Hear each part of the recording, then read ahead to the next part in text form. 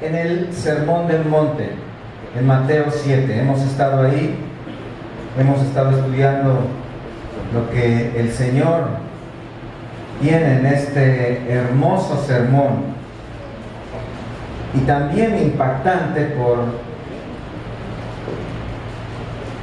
toda la enseñanza que hay en esa porción. Hoy continuamos entonces en el capítulo 7 del Evangelio de Mateo, dentro del Sermón del Monte. ¿Quién no ha visto o ha escuchado la frase Made in China? ¿Quién no la? Existe hoy un negocio que hace 20 años no existía, una industria que genera miles de millones de dólares al año. Es la industria de la clonación. La clonación. Se trata de la fabricación de diferentes productos de toda clase que ostentan una marca sin ser realmente producidos por esa marca. China es el principal productor y comercializador de productos clonados. China es el principal productor y comercializador de esta clase de productos falsificados. Son chinos, se ha convertido en una frase común en nuestro lenguaje. Es un eslogan que identifica un producto falsificado, y los chinos emplean tecnología bastante sofisticada para clonar cualquier cosa. ¿Cuál es su manera de hacerlo? Es una ingeniería invertida. Simplemente desarman completamente un producto original hasta que todas sus partes, absolutamente todas, están separadas, y las copian cada una para volver a armar productos clonados. Toda clase de productos, toda clase de industria se ha visto afectada en los últimos años por los productos chinos. Ellos copian de todo, desde lo más común: teléfonos celulares, bolsas, ropa, zapatos, electrónicos, herramientas, refacciones, muebles, artesanías, motocicletas, hasta las cosas más sofisticadas. En 2002, un empresario chino consiguió un registro por 10 años de los derechos de la imagen de la Virgen de Guadalupe. A partir de ahí comenzó a clonar la imagen y a venderla como un producto de juguetería. El tequila ya tiene sus imitaciones chinas. La cerveza Cerono es la imitación china de Corona. Los chinos clonan todo. Ellos ya han clonado, por ejemplo, los autos Lamborghini. Ya hay clones. El androide más sofisticado en el mundo hoy es clonado. Tienen una fábrica de cerdos que clona 500 cerdos al año, por ejemplo. Y hace unos meses las autoridades atraparon a un chino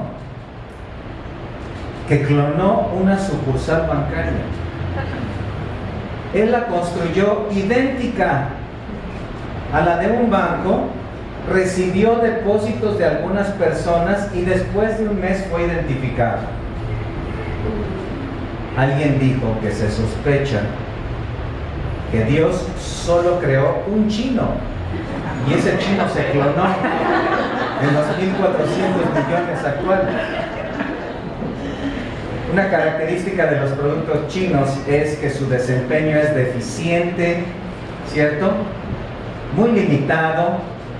Su duración es muy corta. ¿Y dónde termina? En la basura. Estamos en la era de la clonación, entonces todas esas falsificaciones afectan hoy a la industria y comercio mundial. Pero escuchen, hay un tipo de clonación que en los últimos años ha crecido enormidades, de manera impresionante. Una clonación que está creciendo enormemente y es la más preocupante para nosotros. Es la clonación de cristianos. Es la clonación de cristianos. ¿No habían escuchado eso? Tal vez.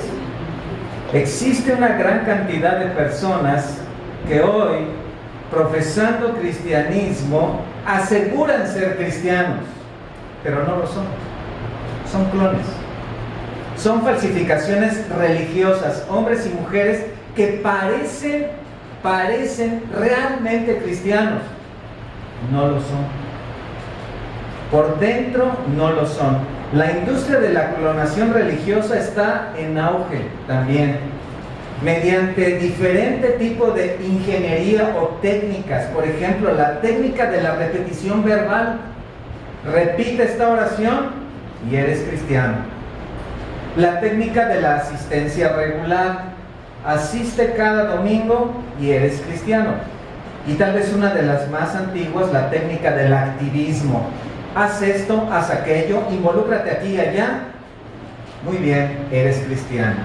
Todo esto podríamos hablar de todas estas técnicas como parte de la ingeniería de la obra meritoria. Haz algo para que puedas ostentarte como cristiano. Esto no solo tiene una afectación presente, tiene una repercusión espiritual, futura, eterna. Es la clonación más terrible de los últimos tiempos. Y en el pasaje que estamos estudiando, en el capítulo 7, el Señor está confrontando a un grupo de personas para hablar acerca de este serio problema. Un grupo de judíos, una audiencia judía que en gran parte había sido resultado de estas técnicas religiosas, y se encontraban seguros de que irían a la vida eterna, cuando en realidad el mayor número de ellos no iba a ir. Ellos eran profesantes falsos.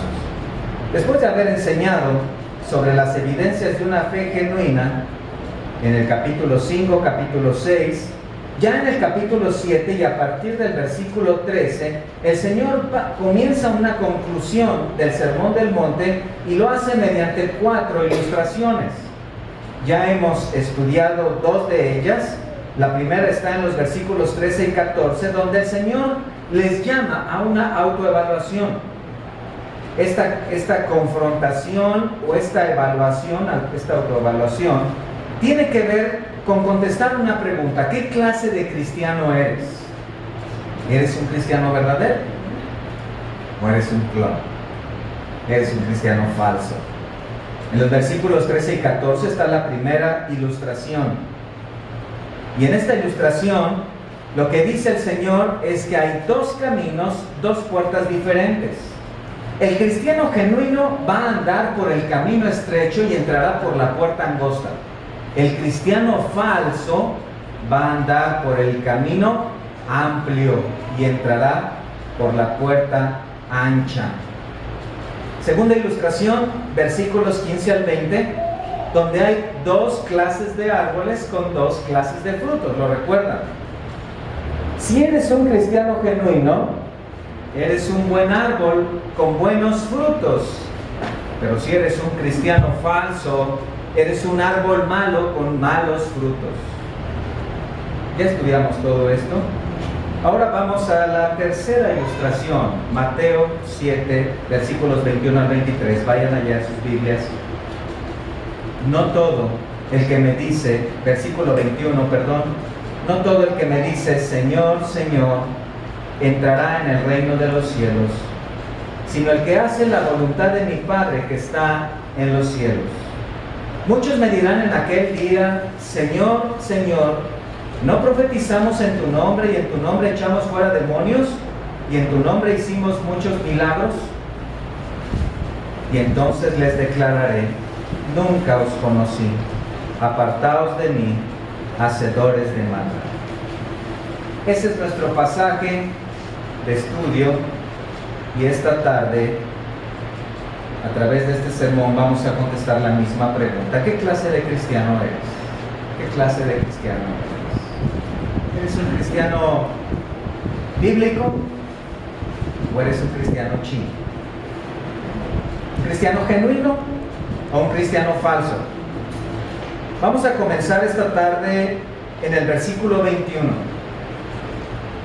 Vamos a ver aquí 2 tipos de personas que profesan cristianismo Veremos cuál es la diferencia que da evidencia de la salvación de unos y la perdición de otros. Y vamos a dividir nuestro estudio en dos partes, en lo que acabo de decir, el cristiano falso y el cristiano verdadero. Cristo continúa aquí confrontando los corazones de los judíos. Quiero recordarles, si notan en el capítulo 5, versículo 1, que esta predicación, este sermón es dirigido a discípulos. Pero esos discípulos se conformaban de gente que había profesado una fe en Cristo, pero que muchos de ellos realmente no eran creyentes. Eran profesantes simplemente. Muchos de los judíos de ese sermón habían seguido a Cristo por diferentes razones. Algunos por el alimento que les daba, otros porque les sanaba y otros simplemente por ser parte del grupo. Varios de la multitud no eran verdaderos creyentes. Los evangelios nos dan testimonio de que gran parte de la multitud que iba tras Cristo en realidad no era creyente. Por ejemplo, en el Evangelio de Juan, capítulo 2, vean conmigo, que el Señor, después de haber hablado a una gran multitud, después de haber estado en el templo, en el versículo 23, dice, estando en Jerusalén, en la fiesta de la Pascua, muchos creyeron en su nombre, viendo las señales que hacía.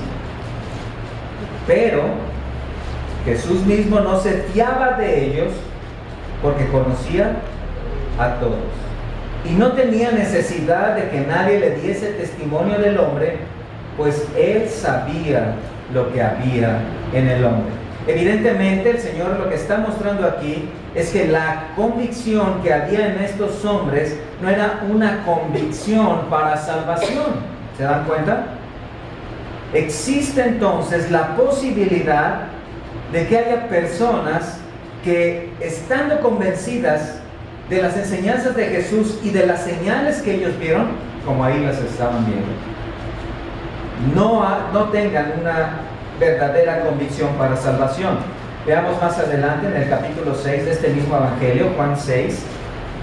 Pero ahora en el versículo 64 al 66 pueden notar ahí que también el Señor, de una manera clara, franca, habla a algunos de los que estaban ahí, cuando les dice en el versículo 64, pero hay algunos de vosotros que no creen, porque Jesús sabía desde el principio quiénes eran los que no creían y quién le había de entregar.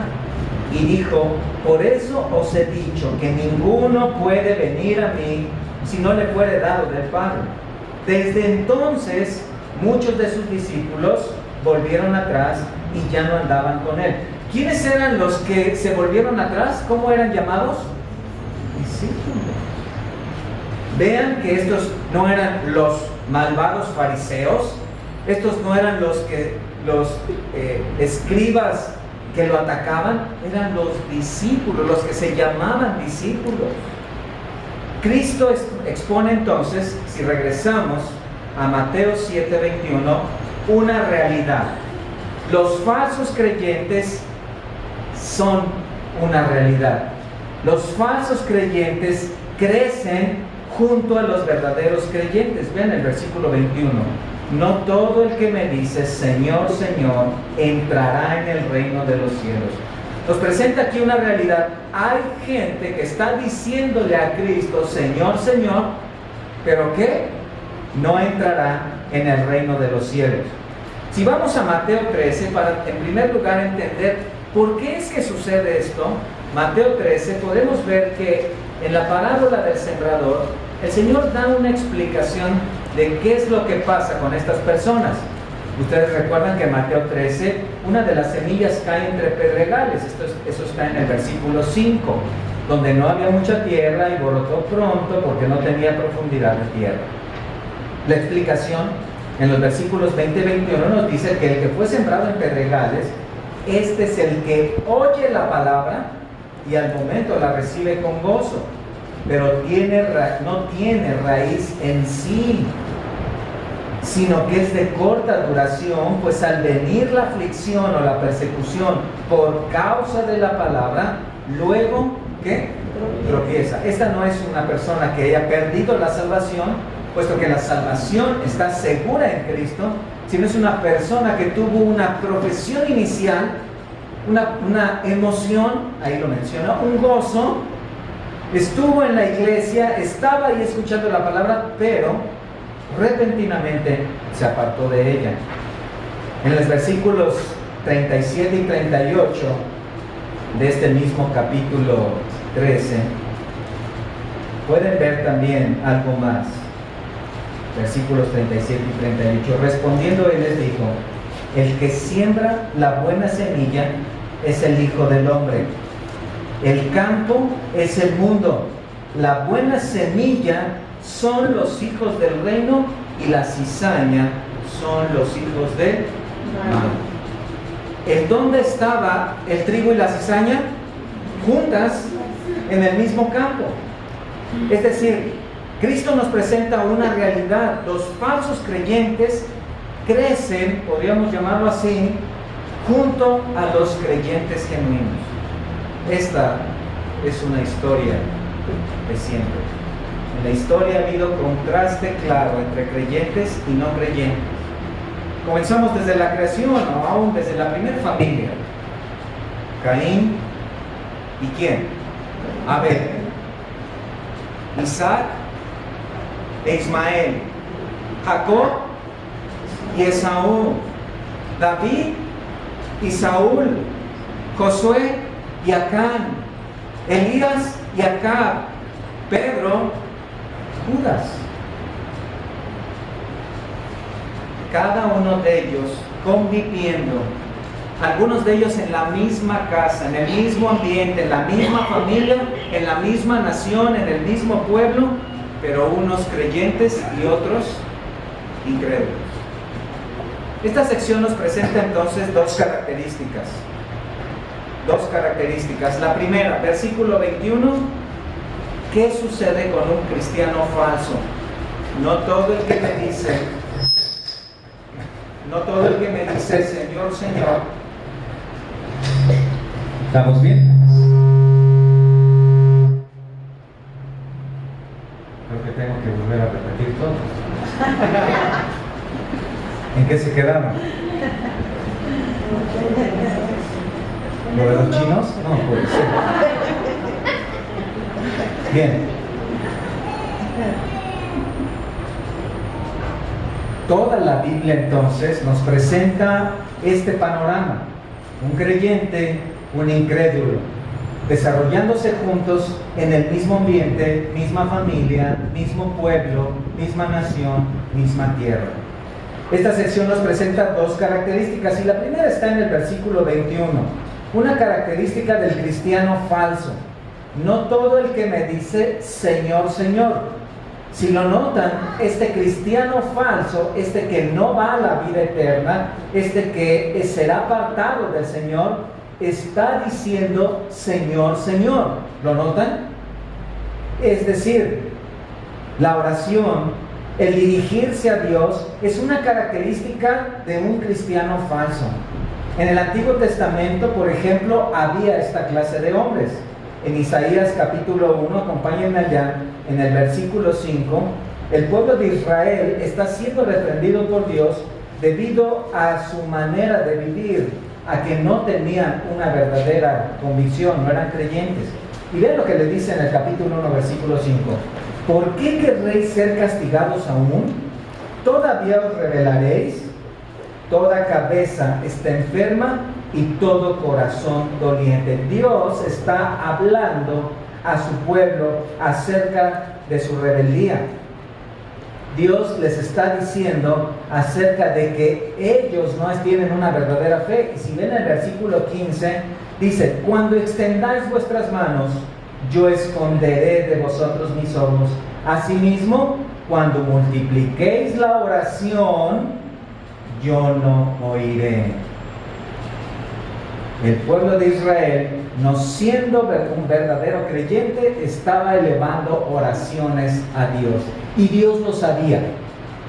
Y Dios lo sabía, Dios lo conocía. Aquí podemos apelar a la omnisciencia de Dios. Es decir, Dios conoce las oraciones de todo el mundo. Dios escuchaba la oración de Israel, pero no la atendía. En el capítulo 58 de este mismo libro, si me acompañan en los versículos 1 al 3, podemos ver a qué se refiere el Señor cuando habla de esta actitud. Clama a voz en cuello, le dice a Isaías, no te detengas, alza tu voz como trompeta y anuncia a mi pueblo su rebelión y a la casa de Jacob su pecado, que me buscan cada día y quieren saber mis caminos, como gente que hubiese hecho justicia y que no hubiese dejado la ley de su Dios. Me piden justos juicios y quieren acercarse a Dios, porque dicen, ayunamos y no nos hiciste caso, humillamos nuestras almas y no te diste por entendido. He aquí que en el día de vuestro ayuno buscáis vuestro propio gusto y oprimís a todos vuestros trabajadores. Israel estaba desarrollando entonces una práctica religiosa de la oración, de los ritos, sin realmente tener una verdadera comunión con Dios. Dios lo sabía, Dios escuchaba esas oraciones y en este punto les dice, no los voy a escuchar más. El cristiano falso puede desarrollar una vida de oración, puede estar orando, puede estar hablando a Dios, pero realmente Dios no atiende sus oraciones a causa de su vida malvada, a causa de falta de arrepentimiento. El Evangelio lo que hace es venir a unirnos realmente, espiritualmente con Dios. Establece un puente de conexión el Evangelio. Abre la puerta del palacio de Dios para nosotros. Cristo traspasó los cielos, fue a la presencia de Dios, pero abrió el camino franco para nosotros, para que el pueblo judío se ostentaba como un líder espiritual, un fariseo. En Lucas 18, este hombre está en el templo, en la casa de Dios, está en la presencia de Dios, podríamos decirlo en el contexto judío. Y en el versículo 10 al 14, ustedes conocen este pasaje, el fariseo eleva una oración. Esta oración es dirigida ¿a quién? A Dios, ¿cierto? Es dirigida a Dios. Este hombre es un judío convencido de la ley, practicante del judaísmo, líder del pueblo de Israel, adorador del verdadero Dios. Pero noten lo que pasa aquí. En el versículo 11, oraba, ¿cómo? Consigo mismo. Consigo mismo. Es decir, sus oraciones no pasaban del techo del templo. Sus oraciones simplemente eran un paliativo para su propio remordimiento. ¿Qué sucedió con este hombre? El Señor lo dijo más adelante. En el versículo 14, os digo, cuando hablaba del publicano, que éste descendió a su casa justificado antes que el otro. No hubo una atención a sus oraciones. Su oración era orgullosa, autojustificante, egocéntrica, y Dios no atiende esa clase de oración. El cristiano falso es aquel que comienza una vida de oración, práctica cristiana, hábito religioso, sin realmente tener una justificación de parte de Dios a través de Cristo. ¿Qué es lo que hace el Evangelio en una persona cuando la salva a tal persona? La postra su corazón y la justifica delante de Dios mediante la sangre de Cristo en la cruz. Entonces, los oídos de Dios, podríamos llamarlo de esta manera, se destapan a la oración de esa persona. El Salmo 34 nos dice que sus ojos comienzan a ver a la persona, están puestos sobre ella y sus oídos total atención para ella. La persona se convierte en su hija y sus oraciones son escuchadas. Pero el versículo 21, regresando a Mateo 7, nos dice que estos hombres están diciendo, Señor, Señor. Y quiero notar algo aquí muy importante. Estos hombres están llamando a Cristo Señor. Es decir, no le están diciendo amigo, no le están diciendo maestro, le están diciendo Señor, curios. Le están diciendo Rey, soberano. Están reconociendo su señorío, ¿se dan cuenta? Es decir, estas personas tienen doctrina, saben que Cristo es el Señor, saben que Él es el soberano del mundo, saben que todas las cosas están bajo su dominio. Sin embargo, ¿son salvos? No, porque si notan, estos son los hombres que al final del versículo 23 son apartados del Señor y les dice, nunca los conocí. Y esta es a lo que me refería hace un rato, con la falsificación moderna que está creciendo a caudales en los últimos años. Es la falsificación de cristianos.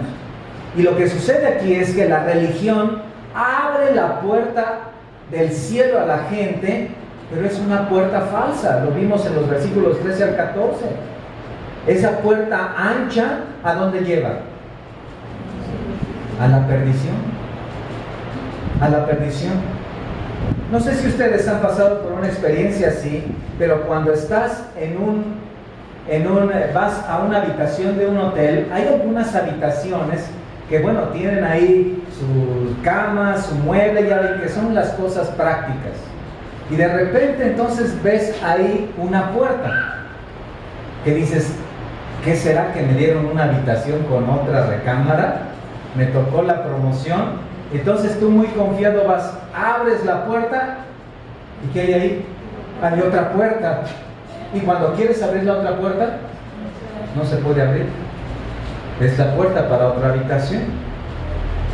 La religión abre la puerta, una supuesta puerta, a la gente que cree que es la puerta al cielo, cuando en realidad es la puerta al infierno. Esta gente del versículo 21 aparentemente no está perdida, porque si notan, establecen una supuesta relación con Cristo, al cual llaman Señor. ¿Pero tienen esa relación? No. ¿Cómo puede esperar ir a Cristo si en la vida no tuvo una relación con Él? Es un cristiano pirata. ¿Desarrolla ministerios dentro de la iglesia? Sí, ciertamente, el versículo 22 lo dice y después lo estudiaremos. ¿Tiene una actividad religiosa? Sí, así es, pero no conoce a Cristo. Está involucrado en diferentes actividades. Es la persona que un día llega, está de acuerdo con las enseñanzas morales, le gustan los principios cristianos, le encanta leer la Biblia, pero nunca ha escuchado del Evangelio y menos ha creído en él. Pueden ser pastores. ¿Recuerdan allá en la carta de Judas, en el capítulo 1, el único capítulo que tiene, en el versículo 4, quiero que noten ahí que hay hombres dentro de las iglesias que están guiando iglesias, pero que no tienen salvación. En la carta de Judas, capítulo 1, versículo 4, dice, porque algunos hombres han entrado encubiertamente, los que desde antes habían sido destinados ¿para qué? Para esta condenación. Y si tú lees toda la carta completa, que solo tiene un capítulo, te darás cuenta que estos hombres son líderes dentro de la iglesia, pero están guiando a la gente hacia la condenación, porque ellos mismos han sido destinados para eso. Hoy estamos en una época donde esta clase de falsos cristianos ha llegado a los púlpitos, se ha establecido ahí y desde esos púlpitos están lanzando sus falsas enseñanzas para llevar a falsos cristianos a una falsa salvación. Son ciegos, guías de ciegos. También pueden ser ovejas. Y acompáñenme al Evangelio de Mateo, regresen al capítulo 15, en el versículo 14, y esto es algo tremendamente triste. En Mateo 15, versículo 14, cuando el Señor dice, dejadlos son ciegos, guías de ciegos. Y si el ciego guiare al ciego, bueno, el que es guiado no tiene la culpa, irá al cielo. No, vean lo que dice ahí. Si el ciego guiare al ciego, ambos caerán en el hoyo. Esta es entonces la urgencia que debe tener que deben comprender los verdaderos cristianos, de ver quién les guía, quién les pastorea. No sea acaso un ciego que te lleve por el camino de la ceguera a la puerta ancha de la condenación. Hay mucha gente que supuestamente pertenece a la iglesia. Hay mucha gente. En cierta ocasión, una hermana, me estaba comentando acerca de que se encontró a una persona durante la semana y que le preguntó sobre cómo estaba, dónde se estaba congregando, y que le dijo, bueno, estoy en tal iglesia. Y en esas mismas semanas se encontró al pastor de esa iglesia y le preguntó, oiga, fíjese que me encontré a la hermana tal y me dijo que estaba congregándose con usted. Y el pastor dijo, ¿conmigo? No, yo no soy su pastor. Bueno, es que me dijo que pertenecía a la iglesia. No, ha ido una que otra vez a la iglesia, pero yo no soy su pastor. Hay mucha gente hoy así. Hay mucha gente así. ¿A qué iglesia perteneces? Ah, la iglesia bíblica de Cristo. Ah, muy bien. ¿Y quién es tu pastor? Bueno, pues el pastor Arturo Cortés. Ah, ok. Y cuando le preguntan a él, no lo conocí. Miren que tiene buena memoria el hermano. Hay mucha gente que supuestamente pertenece a la iglesia, pero en realidad están engañados. No pertenecen a ella. Son como el famoso cometa Halley. Se dan sus vueltas de vez en cuando para no ser olvidados. Vean también otra realidad aquí, versículo 21. No es suficiente llamar a Jesucristo Señor o reconocer que Él es Señor. ¿Se da cuenta? No es suficiente.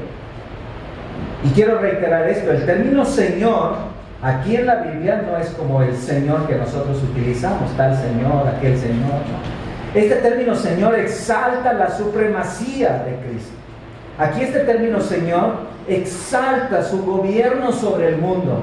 Así que esta gente sabe doctrina, por lo menos ha pasado por cristología, ha tomado algún otro estudio y en ese estudio hablaron de la soberanía y del señorío de Cristo, y ellos lo saben y lo llaman Señor, pero no es suficiente.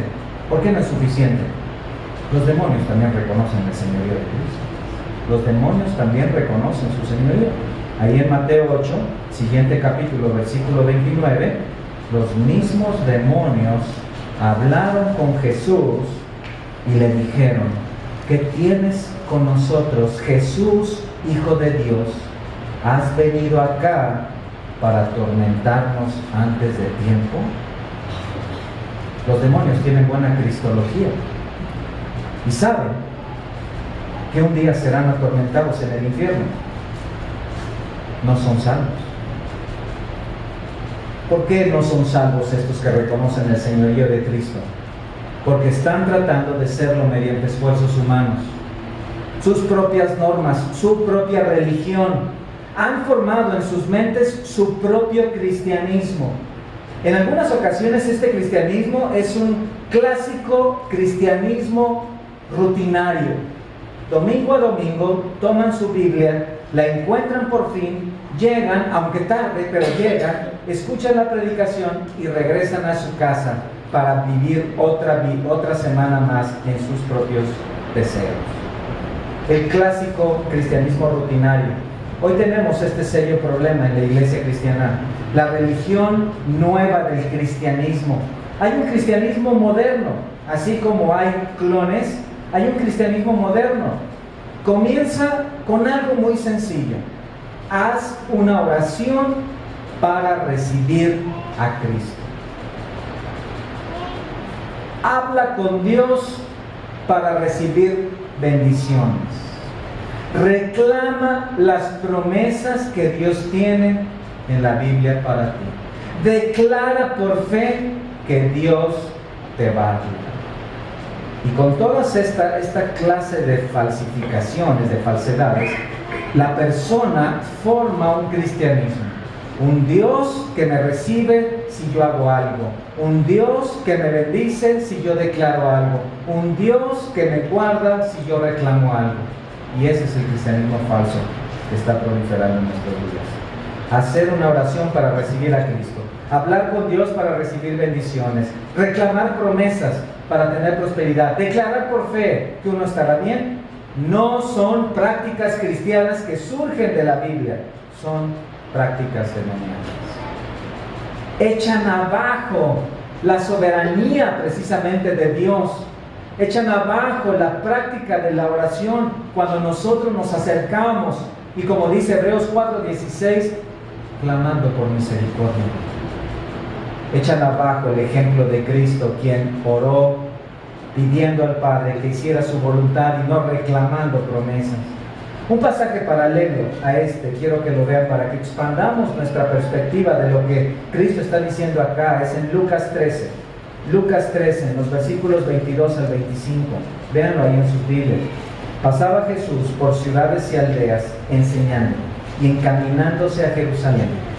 Y alguien le dijo, ponga mucha atención en la pregunta, alguien le dijo, Señor, ¿en eso? Señor. Es decir, este no es como el irreverente joven rico que le dice maestro bueno. No, este le dice Señor. ¿Son pocos los que se salvan? Y él les dijo, esforzaos a entrar por la puerta angosta, porque os digo que muchos, ¿qué? Procurarán entrar. ¿Se da cuenta? Hay gente que está tratando de ser cristiana y se compra su pescadito y se lo pone a su coche y compra la versión Reina Valera y se arregla y se viste bien y dice, dime hermano, ¿no? Dime hermana, ¿no? Y comienza a tomar un lenguaje cristiano y compra en la librería los folletos y los pega en su casa y compra los versículos. Está tratando, vean esta palabra ahí en el versículo 24, procurarán. ¿Qué significa eso? Lo interpretamos a la luz de la primera palabra, esforzaos. Es un esfuerzo, es una lucha constante por tratar de entrar a la vida eterna. Pero ¿qué dice el Señor al final? No podrán. No podrán.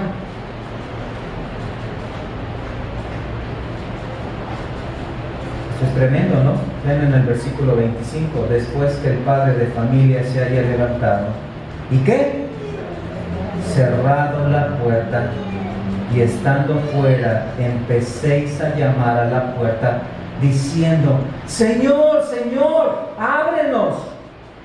Él respondiendo os dirá, no sé de dónde sois.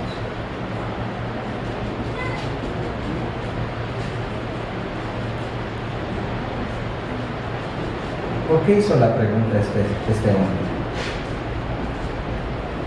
Hizo la pregunta porque la predicación del Señor hasta este momento prácticamente había estrechado la salvación. Por ejemplo, si regresamos a Mateo dentro de nuestro Sermón del Monte para que recordemos de lo que el Señor venía diciendo. En Mateo 5, versículo 20, Él estrecha de una manera tremenda su perspectiva de la salvación cuando les dice, os digo que si vuestra justicia no fuere mayor que la de los escribas y fariseos, no entraréis en el reino de los cielos. Prácticamente el Señor estaba cerrando la puerta de par en par, estaba bajando la cortina ante sus propios ojos cuando les estaba diciendo, si tu vida, si todo lo que hay en ti no tiene una mayor calidad que la de los líderes que te están guiando, entonces no vas a entrar al reino de los cielos. La respuesta probable a esta declaración de ellos sería, ¿quién va a ser salvo? Entonces, ¿quién va a ser salvo? Vean por favor en el versículo 13 y 14 del capítulo 7. Lo leímos un poco hace un momento, pero en el 13 les dice: entrar por la puerta estrecha, porque ancha es la puerta y espacioso es el camino que lleva a la perdición. Muchos son los que entran por ella, porque estrecha es la puerta y angosto el camino que lleva a la vida, y pocos son los que la hallan. Entonces, esto no es de venga toda la multitud y pasen todos los que quieran, ¿sí? Esto no se trata de multitudes y de gente en cantidad masiva. No sé si ustedes en alguna ocasión han pasado por la experiencia de tratar de entrar a un estadio al que quieren entrar 30, 40 mil personas al mismo tiempo. Pero hay toda una multitud ahí, lista para entrar, empujando. Pero solamente hay, ¿qué? Un paso, persona por persona, ¿cierto? Torniquete. Para que toda la multitud que está ahí, aunque está ahí queriendo entrar, ¿sabes qué? No todos van a entrar. No todos pueden entrar. Porque llegará un momento tal vez en que digan: se acabó, ¿tienen boleto? No, no tenemos boleto, no pueden entrar. Toda esa gente quiere entrar, pero no todos van a entrar, solamente aquellos que hayan realmente entendido el Evangelio. ¿Qué está haciendo el Señor entonces en el capítulo 7, versículo 21? Está mostrándoles la insuficiencia humana. Muchos querrán entrar, pero no podrán entrar. Les habló también de la soberanía de Dios. El padre de familia, una vez que se haya levantado, ¿qué va a cerrar? La puerta. En la catedral de Lübeck, allá en Alemania, hay una placa. Y esta placa dice lo siguiente: Cristo nuestro Señor nos ha hablado a nosotros. Me llamáis maestro y no me obedecen a mí. Me llaman luz y no me ven a mí. Me llaman el camino y no caminan conmigo. Me llaman la vida y no viven en mí. Me llaman sabio y no me siguen. Me llaman rico y no me piden. Me llaman eterno y no me buscan. Me llaman clemente y no confían en mí. Me llaman noble y no me sirven. Me llaman poderoso y no me honran. Me llaman justo y no aceptan mi justicia. Si yo te condeno, no me culpes a mí. Tremendo. Tremendo.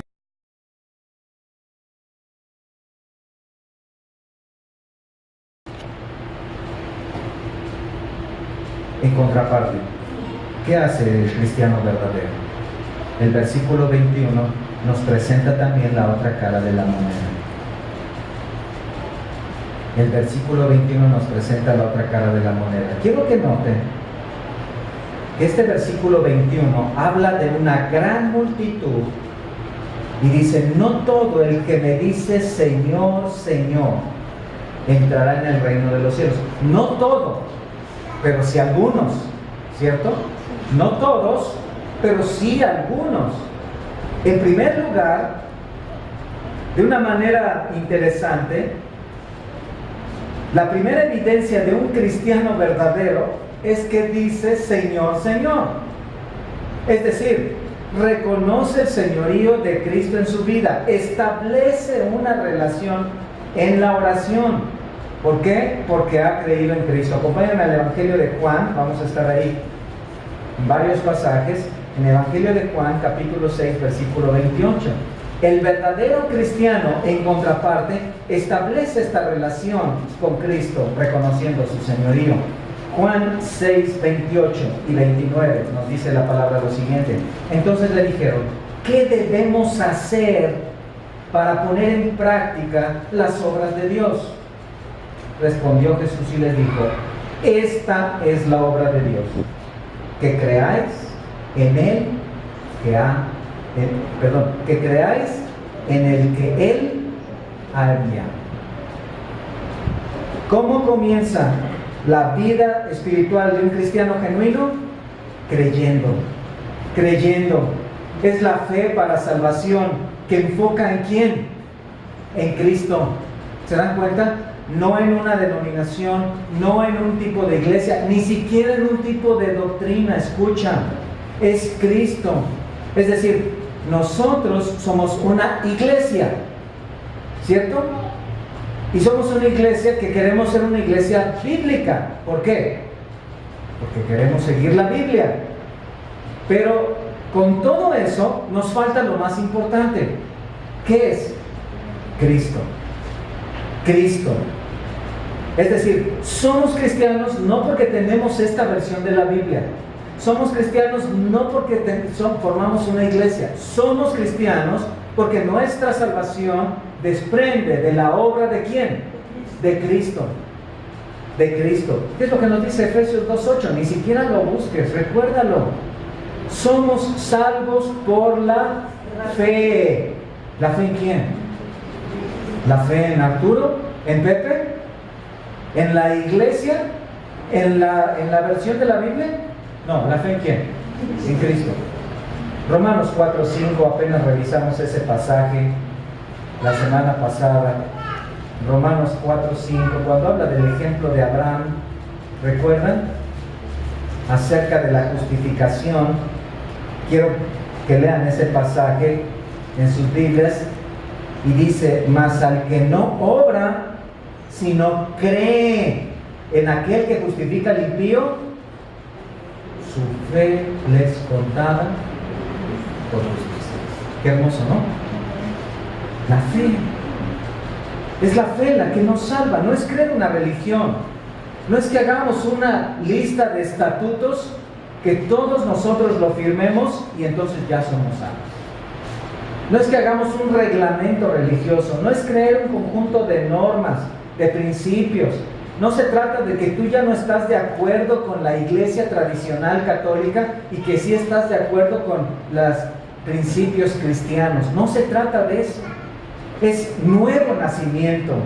Es pasar de muerte a vida espiritual. Es pasar de la sombra a la luz. Es ver después de ser ciego. Es ser salvo. ¿Lo eres? ¿Eres un cristiano verdadero, una cristiana genuina? Escucha, hay una verdad mayor revelada a todos los hombres y es esta: Jesucristo vino al mundo para salvar a los pecadores. ¿Eres tú uno de ellos? ¿Eres tú una de ellas? Es decir, el pecador se siente negro de pecado y es la persona que viene a Cristo para limpiarse de ese pecado.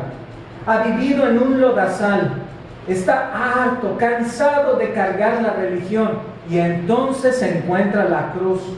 Y en esa cruz el Salvador ha dado su vida por él para limpiarle del pecado y llevarle a la vida eterna. Entonces, presuroso, corres hacia él y clamas por su misericordia. ¿Crees acaso que te condenarás por ser pecador? Escucha esto. Esta es la razón por la que te podrás salvar, por ser pecador. El Evangelio es para los enfermos, no para los sanos.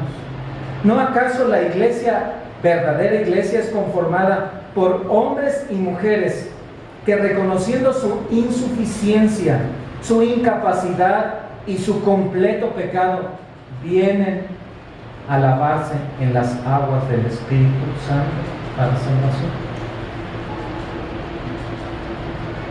Uno sano no tiene necesidad de medicina, te diría el doctor, pero sí un enfermo.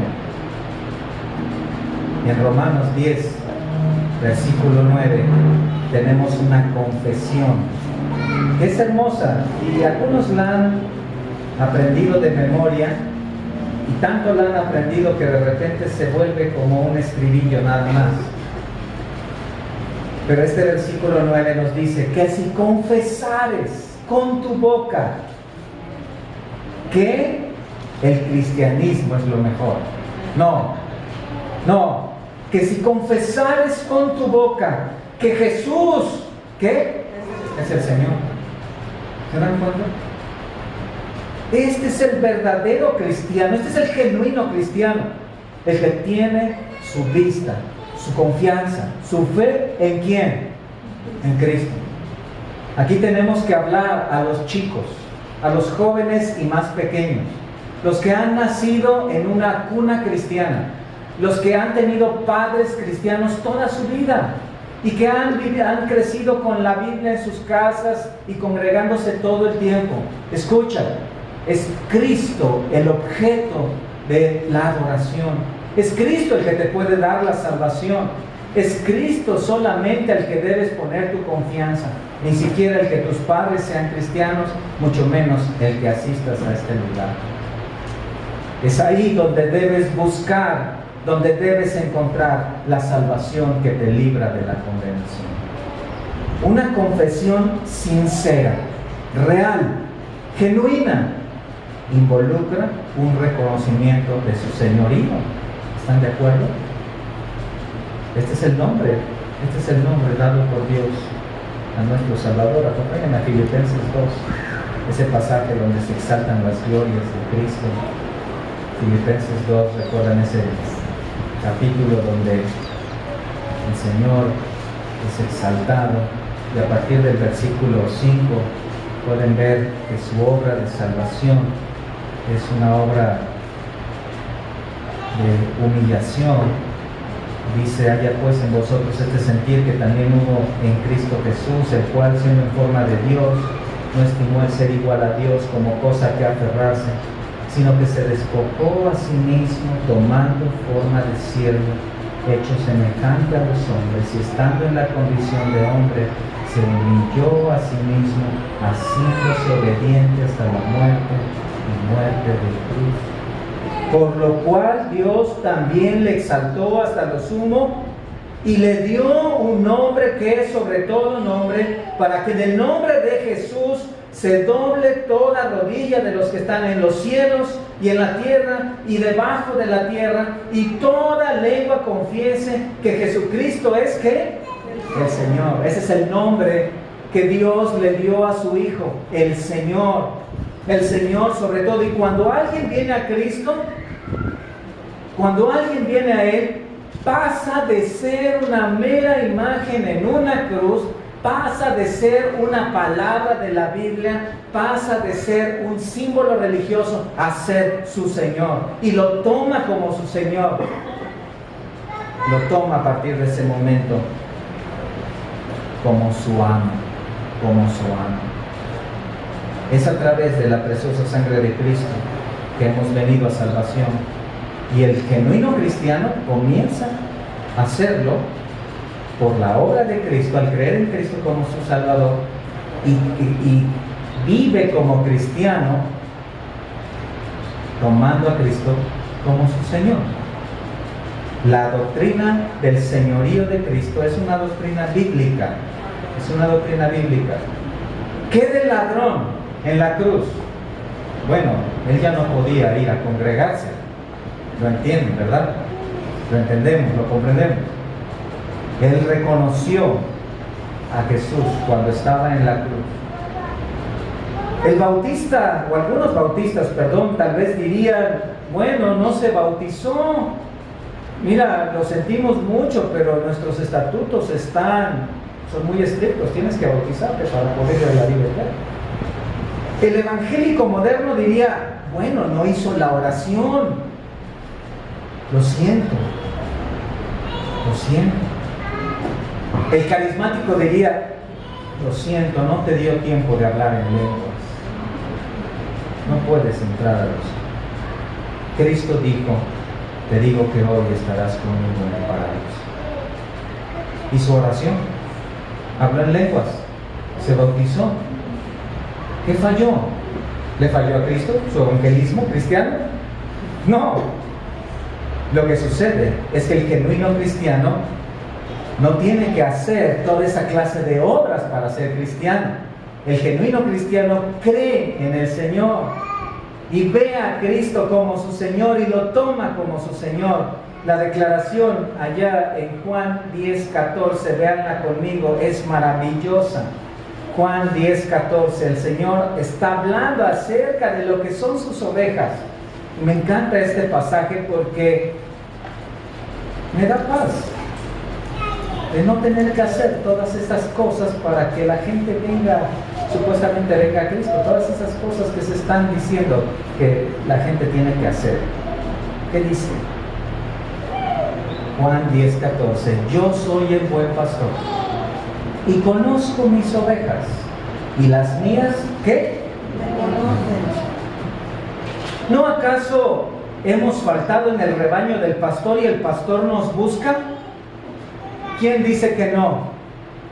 ¿No acaso nos hemos extraviado en algún momento y vemos que el pastor ha venido por nosotros? ¿Sabe por qué? Porque somos sus ovejas.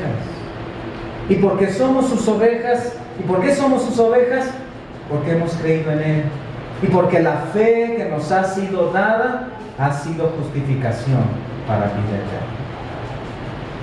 Entonces, el genuino cristiano, regresando a Mateo 7, versículo 21, el genuino cristiano dice, Señor, Señor.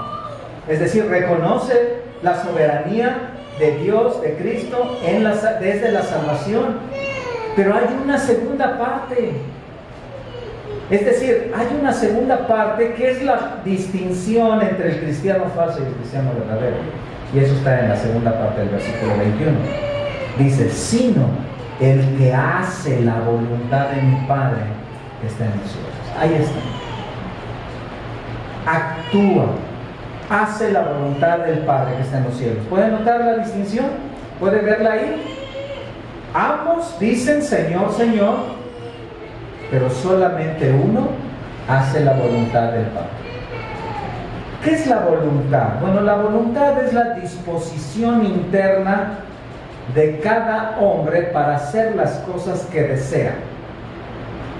Cuando la gente hace un testamento, dice, expreso mi voluntad y dejo tal a tal a tal y a tal no le dejo nada, ¿no? Está haciendo su voluntad, ¿no? Tal vez recordó algo por ahí. La voluntad es la disposición interna de cada persona a hacer ¿qué? Lo que quiere. Es la voluntad. La voluntad de cada hombre por naturaleza está sujeta a varios factores. Desde que nosotros nacemos y crecemos, la enseñanza de nuestros padres moldeó nuestra voluntad. El aprendizaje que tomamos, el trasfondo cultural, familiar, la sociedad en la que vivimos moldea mucho de nuestra voluntad. ¿Sí? Por ejemplo, cuando alguien se enoja con otra persona al punto que dice, la voy a matar, la sociedad en la que vive le ha dicho, si la matas vas a la cárcel. Entonces la voluntad de la persona dice, mejor no, mejor no. Entonces, la voluntad es moldeada por diferentes factores, pero el centro de la voluntad de uno es la condición espiritual. La condición espiritual de uno es lo que dirige mucho de la voluntad. Antes de venir a Cristo, ¿saben qué? Nuestra voluntad estaba sujeta espiritualmente, estaba sujeta a nuestra carne. Y cuando nosotros tal vez en algún momento queríamos hacer algo supuestamente bueno, la carne muchas veces decía, venga para acá, ¿a dónde va? Usted me hace lo que debe, esto, ¿no? Efesios 2:3 dice, entre los cuales también no todos nosotros vivimos en otro tiempo, en los deseos de nuestra carne, haciendo la voluntad de la carne y de los pensamientos. Y éramos por naturaleza hijos de ira, lo mismo que los demás. No se asusten, no era el único. Entonces, de repente tú querías hacer algo supuestamente bueno y tu carne te decía, mira, te me sientas, te me quedas aquí. Y no hacías nada. Cuando alguien de ustedes invita a alguien más, un familiar, un vecino, a la iglesia, alguna actividad evangelística para que escuche el evangelio, y la persona dice, sí, mira, quiero ir contigo, voy a ir, nos vemos ahí, y hoy alguno de ustedes estaba esperando a alguien y no llegó. ¿Sabes qué pasó? Que la carne le dijo, te me quedas y no vas. ¿Sí? Y esa era nuestra condición anterior. Pero cuando venimos a Cristo, cuando venimos al Evangelio, tuvimos libertad.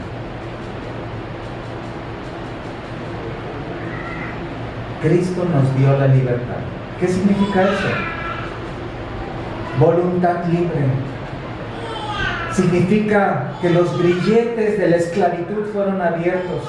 Significa que la puerta de la celda fue abierta. Y entonces Dios nos da una capacidad y un poder espiritual para poder hacer la voluntad de Él. ¿Cómo sucede eso? El Espíritu Santo, Efesios 1:13, vino a tu vida y te capacitó para que entonces, cuando digas, hoy es domingo, hoy debo congregarme, voy allá. Y el Espíritu Santo en ese momento te energiza y te levanta. Y no importa que las sábanas te estén ahí jalando, tratando de quedarte, me levanta y te trae y te agarra tu Biblia y vámonos. Y te lleva al discipulado y te lleva a un ministerio y te lleva a predicar la palabra. No es nuestro, es del Espíritu Santo que opera en nosotros. 1 Corintios 12, ¿recuerda? Nos energiza. Su poder espiritual, que es dinamita, está en nosotros, nos lleva a hacer la voluntad de Dios. ¿Por qué? Porque Dios es el que en vosotros produce así el querer como el hacer por su buena voluntad. ¿Cierto? Entonces, ¿cuál es la vida del cristiano? Es una vida donde la voluntad personal y la voluntad de la carne menguan y la voluntad de Dios aumenta. Y esta es la distinción, queridos hermanos, de lo que sucede en un genuino cristiano. El cristiano comienza a dirigirse hacia la voluntad de Dios. Mateo 12:50, véanlo ahí en sus libros. Habló sobre esto cuando dice: porque todo aquel que hace la voluntad de mi Padre que está en los cielos, ese es mi hermano y hermana y madre. ¿Qué está diciendo él? ¿De qué está hablando? ¿Esto es una revoltura ahí familiar o qué? No, él está diciendo: aquel que hace la voluntad de mi Padre es con aquel con quien tengo una relación verdadera, una relación espiritual cercana. La voluntad personal mengua, la voluntad de la carne es disminuida. Esto es lo que se conoce como la mortificación de los deseos de la carne. Nuestra carne, que antes estaba en todo su apogeo, nuestra carne que antes le daba con toda la potencia, ahora va bajando. Y ahora espiritualmente le decimos: carne, te me quedas, ¿verdad? A carne le bajas, porque ahora es la voluntad de Dios. Y esa es la vida del cristiano. El enfoque y propósito de Cristo estaba siempre en hacer la voluntad del Padre, y por eso es que es nuestro ejemplo perfecto. Vayan conmigo rápidamente a Juan capítulo 4. Juan 4, vamos a ver rápidamente estos pasajes. Póngale saliva a su dedo, por favor, porque en Juan 4:34 quiero que vean rápidamente esto. Jesús le dijo: mi comida es que haga la voluntad del que me envió y que acabe su obra. Juan 5:30, no puedo yo hacer nada por mí mismo, según oigo, así juzgo, y mi juicio es justo, porque no busco mi voluntad, sino la voluntad del que me envió, la del Padre. Juan 6:38, véanlo ahí: porque he descendido del cielo, no para hacer mi voluntad, sino la voluntad del que me envió. Vean en el versículo 40, y esta es la voluntad del que me ha enviado, que todo aquel que ve al Hijo y cree en Él, tenga vida eterna, y yo le resucitaré en el día postrero. ¿De qué estamos hablando entonces? Que Cristo es nuestro ejemplo perfecto, porque en toda su vida fue la voluntad del Padre la que normó su actuar y su conducta. ¿Y dónde terminó la voluntad del Padre? Digan ustedes. En la cruz. Y cuando Cristo iba a la cruz, se postró y dijo: Padre, hágase ¿qué? Tu voluntad. Y por eso es que la oración de Señor, Señor, en Mateo 7:21, debe ser interpretada en el contexto no solo de este pasaje, sino de todo el Sermón del Monte, en el contexto de Mateo 6:10. dentro del Padre Nuestro. Hágase tu voluntad. Hágase tu voluntad. Es una evidencia de los salvos. Esta es una evidencia. ¿Tu voluntad es que me congregue? ¿Qué hace el cristiano verdadero? Me congrego. ¿Tu voluntad es que diga la verdad?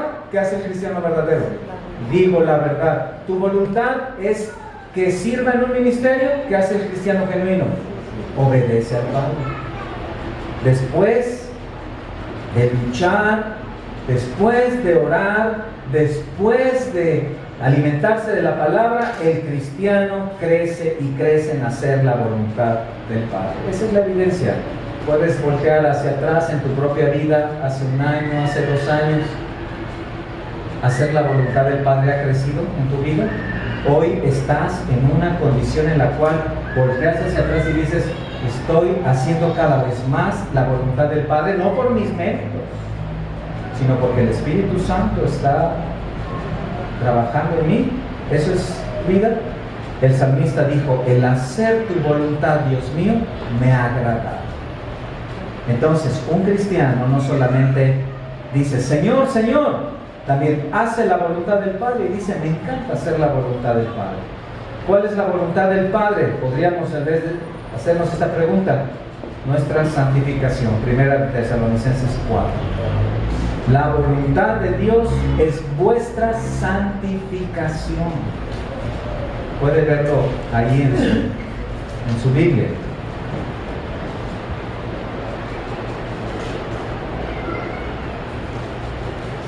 Muy claro, muy claro.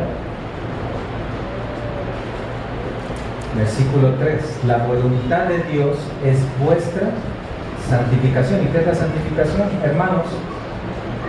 Es el camino del infierno al cielo. Es el camino del infierno al cielo. Es el camino de la oscuridad a la luz. Es un peregrinaje hacia la morada eterna. Es la mortificación de la carne. La mortificación de la carne y la exaltación del espíritu. Eso es la vida del cristiano. Sometiendo los deseos de la carne y dando paso al fruto espiritual. Gálatas 5:22. El espíritu es el agente de santificación, ¿cierto? Es imitar a Cristo, es ser como Él, actuar como Él, pensar como Él, vivir como Él, hablar como Él. Es ser un cristiano. Eso es. Eso es lo que distingue a un creyente genuino. Busca la santificación. ¿Han visto a un mendigo buscando comida? ¿Han visto a un sediento buscando agua? ¿Han visto a un cristiano buscando la palabra? Eso es un cristiano. Su devocional diario está ahí porque ahí está la dependencia de Cristo. Su estudio de la palabra está ahí porque ahí está el conocimiento de Cristo. Su servicio diario está ahí porque ahí está imitando la obra de Cristo. Su predicación diaria está ahí porque ahí está llevando el mensaje de Cristo.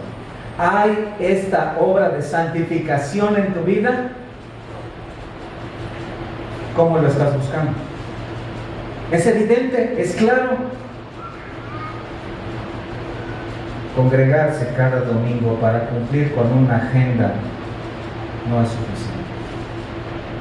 Ostentarte como cristiano cuando la obra de santificación está ausente en tu vida no es suficiente. Un cristiano genuino es un Cristo en potencia. ¿Entendemos eso? Un cristiano genuino es un Cristo en potencia. Un cristiano va adelante, va adelante, va adelante, no por mérito propio. El Espíritu Santo está impulsando. El pastor Spurgeon dijo lo siguiente hablando de esta obra de santificación: la justificación sin la santificación no sería salvación de ningún modo. Tal salvación llamaría al leproso limpio dejándole morir de lepra. Perdonaría la rebelión dejando al rebelde permanecer enemigo del soberano. Eso es. En una ópera, al terminar la obra, el cantante anunció a la audiencia que entre el público había un querido amigo que hacía muchos años que no veía. y que le invitaba a pasar al frente y que quería recitar algo para él que sabía que a él le gustaba. El invitado, quien era un cristiano, se levantó de su silla y pasó, subió al estrado. Entonces el cantante comenzó a recitar el Salmo 23. Jehová es mi pastor, nada me falta. Ustedes lo saben, ¿verdad? Su dicción era hermosa, sus palabras precisas, su voz bien entonada, su elocuencia magnífica. Recitó el Salmo y al terminar, toda la audiencia se puso de pie y comenzó a aplaudir. Cuando finalmente terminaron los aplausos, dijo a su invitado si él también podía recitar el Salmo 23, porque sabía que era cristiano. El invitado accedió y cuando comenzó, su voz se quebró. No era muy hermosa. Comenzó a repetir el Salmo 23. Jehová es mi pastor, nada me falta. Con una paz incomparable, con un amor profundo y una absoluta entrega.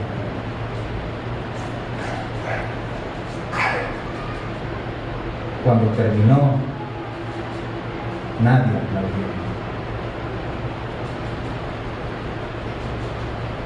Pero no había un ojo seco en toda la sala.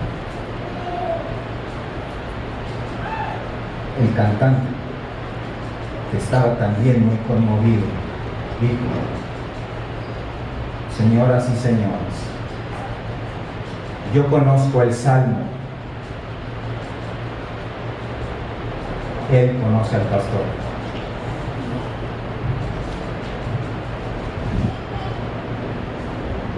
Ese es un cristiano.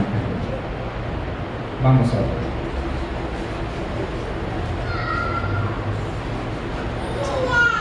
Padre, te damos tantas gracias, Señor, porque tu obra es evidente en los tuyos, porque tu Espíritu produce en tus ovejas salvación y santificación, porque nos has traído del lodo cenagoso, del rojo carmesí, a la blanca lana. Gracias, Señor, porque has dado tu vida por nosotros, porque la fe ha sido puesta en nuestros corazones para salvación. Gracias porque tu Espíritu está produciendo día a día ese carácter renovado,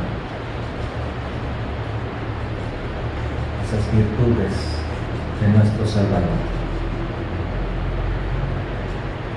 Gracias porque nuestra carne va siendo mortificada y nuestro espíritu va creciendo de gloria en gloria a la semejanza de ti.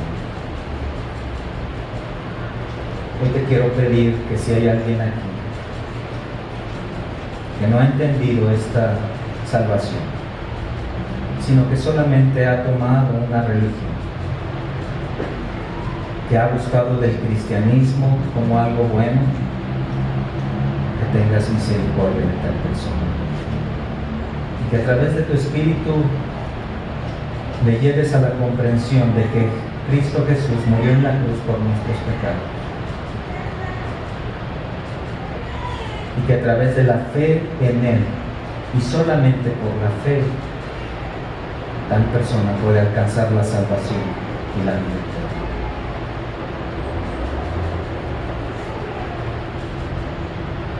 Te damos muchas gracias en su nombre.